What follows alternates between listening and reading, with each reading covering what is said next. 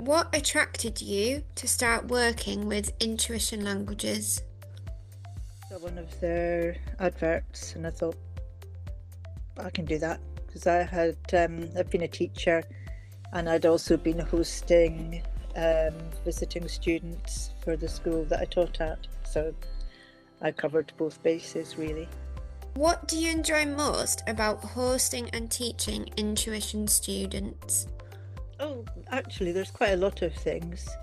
They're generally lovely, has to be said. And you learn things from them as much, as well as you teaching them. It's lovely when you take them out places, and just even locally where I live. I mean, of course, different students respond differently to different places, but it's lovely seeing things through different eyes. Like when you go down the beach, you go, yeah, I know what the beach is like, or I know what the forest is like, and the ponies and whatever. And then they'll have this sort of completely new reaction to it, which is lovely. And then they tell you about their country, and then you can learn a bit about customs there or recipes. Do enjoy swapping recipes, and it's generally fun. And yeah, it is usually very enjoyable. Can you tell us a story about a student who really made an impression on you during their stay? What happened? Quite often it's after their stay that they make an impression, because you get these lovely sort of follow-up letters from them or follow-up emails. I had a couple of mature students, one this year and one a couple of years ago, and they were just great.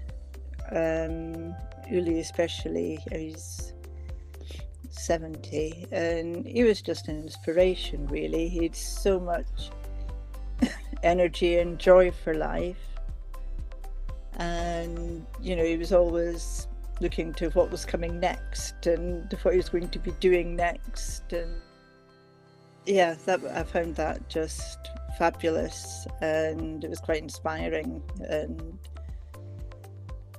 it sort of G'd me up a bit out of myself. What advice would you give to a new intuition teacher? Be yourself, be friendly, enjoy it. Try to get as much knowledge of how the student speaks before they come. Quite often they'll be really shy. Well, I don't know about often, but even up to 50% of the time, I would say. Sometimes they're really shy on a Zoom call, and the parents will do as much talking as the student. And the little tests that they do before they come are of a varying amount of help, to be honest.